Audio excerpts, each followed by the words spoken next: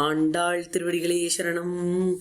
மேதினிக்கெல்லாம் மங்களமளிக்கும் மாதவ மகிஷியாகிற ஆண்டாள் மங்களமாய் பாடித்தந்த திருப்பாவையை அனுபவித்துக் கொண்டு வருகிறோம். ஆண்டாள் எம்பெருமானிடத்தில் மங்களமாய் கைங்கரிய சாம்ராஜ்யத்தை வேண்டினாள் என்பதை போன பாசுரத்திலே பார்த்தோம். எம்பெருமானும் சந்தோஷப்பட்டு இதை அளித்தோம் என்று கூறினானாம். இவர்களுடைய விரதமும் ஆச்சரியமாக பூர்த்தி ஆயிற்றாம். நாட்டுக்கும் இவள் சொன்ன மாதிரியே எல்லா மங்களங்களும் வந்து சேர்ந்தது. இப்பொழுது 30ஆம் பாசுரத்திலே இந்த கிரந்தத்தை தலை கட்டும் பொழுது ஆச்சரியமான மங்கள பலஸ்ருதியை தானே கூறுகிறாள் ஆண்டாள்.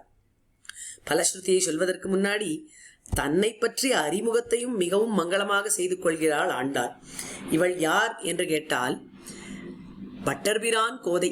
இந்த கிரந்தத்தை இயற்றினவள் அணிபுதுவை பைங்கமல தண்டரியல் பட்டர்பிரான் கோதை சொன்ன என்று கூறுகிறாள். பக்திரு வைலக்ஷண்யம் இவ்விடத்தில் காண்பிக்கப்படுகிறது. இவ்வுலகத்துக்கே பூஷணமாய் இருக்கக்கூடியது ஸ்ரீவில்லிபுத்தூர். அப்பேற்பட்ட ஸ்ரீவில்லிபுத்தூரிலே ஆச்சரியமான குளிர்ந்த திருவுள்ளத்துடன் எழுந்தருளி இருக்கும் பெரியாழ்வாரின் பெண் பிள்ளை தான் என்று சொல்லிக் கொள்வதையே ஆண்டாள் தனக்கு பெரிய பெருமையாக மங்களமாக நினைத்துக் கொள்கிறாள். ஏனென்று கேட்டால் பெரியாழ்வார் அந்த குளிர்ந்த திருவுள்ளத்திலே எம்பெருமானையும் பிராட்டியையும் பார்க்கடலோடு வைத்துக் கொண்டிருக்காராம். அரவத் தமிழினோடும் அழகிய பார்க்கடலோடும் அரவிந்த பாவையும் தானும் அகம்படி வந்து புகுந்து என்று பாடுவர். அப்பேற்பட்ட குளிர்ந்த திருவுள்ளம் பெரியாழ்வாருக்கு எம்பெருமானையே தரித்து கொண்டிருக்கக்கூடிய, அவரையே ஞாபகப்படுத்தி கொண்டிருக்கக்கூடிய மனது அவருக்கு உண்டு.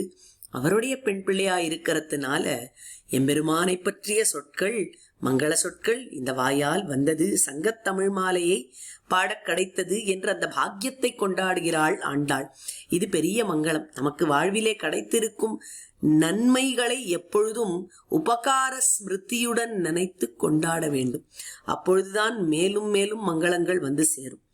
இப்பேற்பட்ட மங்களமான இந்த சங்கத்தமிழ் மாலையை பாடினால் என்ன கிடைக்கும் என்று கேட்டால், 2 மால்வரை தோள் எம்பெருமான் தன்னுடைய 4 திருத்தோள்களால் 4 புருஷார்த்தங்களையும் எல்லோருக்கும் அளிப்பான். தர்மம், அர்த்தம், காமம், மோட்சம் எதுவாக இருந்தாலும் திருப்பாவையை சொன்னால் அது கிடைக்கும். எங்கும் திருவருள் பெற்று இன்புறுவர் எல்லோரும் என்று கூறுகிறாள். ஏன் என்று பார்த்தால் எவ்வளவு மங்களங்கள் ஒரு பாசுரத்திலேயும் கூறியிருக்கிறாள் ஆண்டாள். எல்லோருக்கும் எங்கும் திருவருளானது நிச்சயம். முதல் பாசுரத்திலே நாம் அடைய வேண்டிய உபாயம் என்ன, புருஷார்த்தம் என்ன என்கிற மங்களங்களை சொல்லிக் கொடுத்தாள். 2ஆம் பாசுரத்திலே நல்ல சாசனம் செய்தால் மங்களம் என்று கூறினாள். 3ஆம் பாசுரத்திலே நீங்காத செல்வம் இருந்தால் அதை நிறைவாக கொள்ள வேண்டும் என்கிற மங்களத்தை கூறினாள். 4வது பாசுரத்திலே மகிழ்ச்சியுடன் வாழ வேண்டும் என்கிற மங்களம். 5ஆம் பாசுரத்திலே மனோவா காயத்திலே சாருப்பியம் வேண்டும் என்கிற மங்களம். 6ஆம் பாசுரத்திலே கருடாழ்வாரை பத்தின மங்களம், ஹரி திருநாமத்தை பத்தின மங்களம். 7ஆம் பாசுரத்திலே காசும் பிறப்பும் கலகலப்ப கைபேர்த்து என்று மங்கள ஸ்திரீகளை பற்றின மங்களம். 8ஆம் பாசுரத்திலே குதூகலத்தை பத்தின மங்களம். 9ஆம் பாசுரத்திலே எம்பெருமானுடைய நாமம் பலவும் நவிலக்கூடிய மங்களம். 10ஆம் பாசுரத்திலே எப்படி எம்பெருமான் நம் மாலாக இருக்கிறான் அந்த உணர்வை நாம் பெறுவோம் என்கிற மங்களம். 11ஆம் பாசுரத்திலே கர்மயோகத்தை நன்கு கை கொள்ள வேண்டும் என்கிற மங்களம். 12ஆம் பாசுரத்திலே கைங்கரியத்திலே குறியாக இருக்க வேண்டும் என்கிற மங்களம். 13ஆம் பாசுரத்திலே இன்னான சொற்களையே பேச வேண்டும் என்கிற மங்களம். 14ஆம் பாசுரத்திலே எம்பெருமானுடைய ஆச்சரியமான தாமரை கண்களாகிற மங்களம். 15ஆம் பாசுரத்திலே நானேதான் ஆயிடுக என்று ஸ்வரூப ஞானமாகிற மங்களம். 16ஆம் பாசுரத்திலே வாயால் முன்னம் முன்னம் மாற்றாதே எப்பொழுதும் நல்லதையே பேசு என்கிற மங்களம்.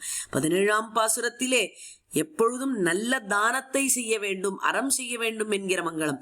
18ஆம் பாசுரத்திலே புருஷகாரத்துவம் என்கிற மங்களம்.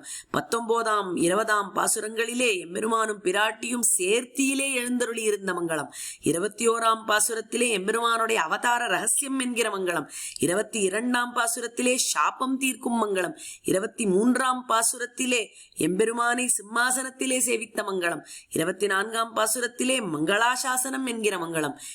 25ஆம் பாசுரத்திலே எம்பெருமானுடைய அவதார வரலாறை கொண்டாடின மங்களம். 26, 27 பாசுரங்களிலே முக்தாத்மாவுக்கு ஈடான ஐஸ்வர்யத்தை பெறுவோம் என்கிற மங்களம்.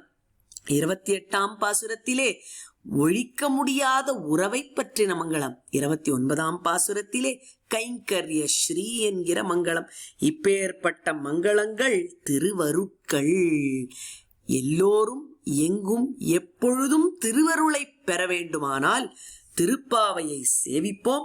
மங்கள திருப்பாவை எங்கும் எப்பொழுதும் நிலைத்திருக்கும் திருவருளை நமக்கு அளிக்கும் என்பது ஆண்டாள் காண்பித்துக் கொடுத்த நிச்சயம். ஆண்டாள் திருவடிகளே சரணம்.